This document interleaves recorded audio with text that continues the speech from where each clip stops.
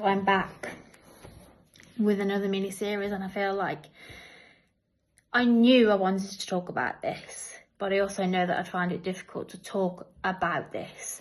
So for a very long time, I suffered with PTSD. I didn't go, once Amelia had been discharged at 4 months old and she went back at 6 months old to the paediatric intensive care unit, we nearly lost her. I didn't step foot in that hospital again until she was 10 months old and she had a peg and I suffered a panic attack. I went home and I never went back. And it wasn't until lockdown that I then went back many years later to try for Amelia to support her through her own missions.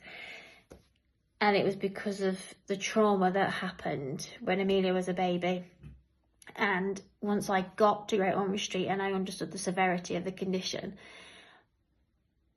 and feeling already like HI was my fault, I knew that at the time I felt like I'd let Amelia down in the intensive care unit, but I didn't let Amelia down in the intensive care unit.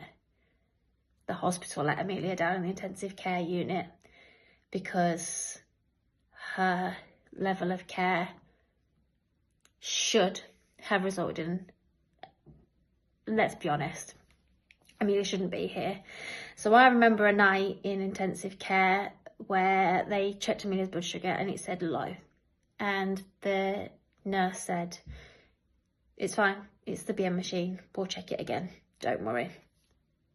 So she did. And eventually, because they were trying to cannulate her and they couldn't get a cannula in, they sent me back to the ward and they said, she'll be fine, don't worry.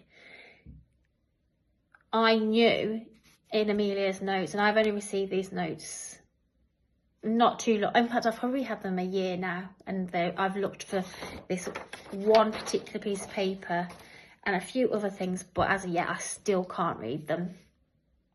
But this one piece of paper to me highlights exactly why there needs to be more awareness of the condition. And the awareness is so much better now than it was 13.5 years ago.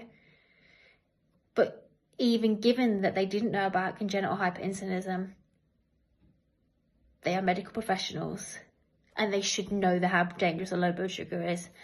And this is a section of Amelia's notes from the 29th of September, and at 1 a.m, Amelia's blood sugar was 1.9.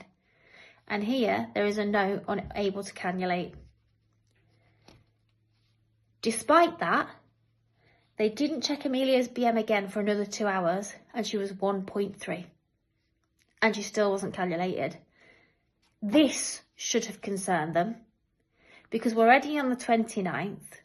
So it's not looking like it's transient hypoglycaemia. This is looking like this is something else because she was born on the 24th. This phase should have passed or start to pass by now. She's 1.3. That should have caused alarm.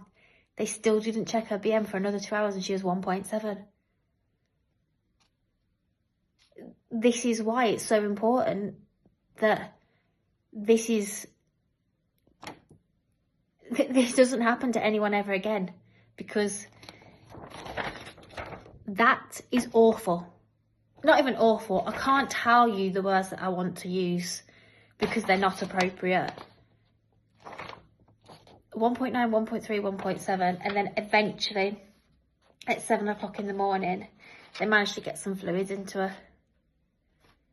This isn't okay. And half the time, Amelia's blood sugar only came up because she was so stressed. They kept giving her sucrose and they couldn't cannulate her.